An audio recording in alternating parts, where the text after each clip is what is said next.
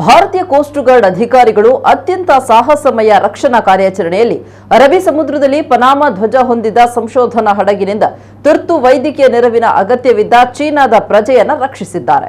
August 16-17ರಂದು ಮುಂಬೈಯಿಂದ ಸುಮಾರು 200 kilometre ದೂರದಲ್ಲಿ ಅರಬ್ಬಿ ಸಮುದ್ರದಲ್ಲಿ ಪನಾಮಾ ಧ್ವಜದ ಸಂಶೋಧನಾ ಹಡಗಿನಲ್ಲಿದ್ದ ಚೀನಾ ಪ್ರಜೆ ಯಿನ್ ವೆಗ್ಯಾಂಗ್ ಅವರಿಗೆ ಎದೆನೋವು ಹಾಗೂ ಹೃದಯಾಘಾತದ ಲಕ್ಷಣ ಕಾಣಿಸಿಕೊಂಡಿತ್ತು. ಅವರಿಗೆ ತುರ್ತು ವೈದ್ಯಕೀಯ ನೆರವಿನ ಅಗತ್ಯತೆ ಕೂಡ ಇದೆ ಅಂತ ಮುಂಬೈನ ಸಮುದ್ರ ರಕ್ಷಣಾ ಸಮನ್ವಯ ಕೇಂದ್ರಕ್ಕೆ ಮಾಹಿತಿ ರವಾನಿಸಲಾಗಿತ್ತು. ತುರ್ತಾಗಿ ಸ್ಪಂದಿಸಿದ ಮುಂಬಯಿಯ ಕೋಸ್ಟ್ ಗಾರ್ಡ್ ಅಧಿಕಾರಿಗಳು ಸುಧಾರಿತ ಲಘು ಹೆಲಿಕಾಪ್ಟರ್ ALH ಮೂಲಕ ಚೀನಾ ಪ್ರಜೆಯನ್ನ ರಕ್ಷಿಸಿದ್ದಾರೆ. ಈ ಸಂಬಂಧ ರಕ್ಷಣಾ ಕಾರ್ಯಾಚರಣೆಯ ವಿಡಿಯೋವನ್ನ ಭಾರತೀಯ ಕೋಸ್ಟ್ ಗಾರ್ಡ್ ಹಂಚಿಕೊಂಡಿದೆ.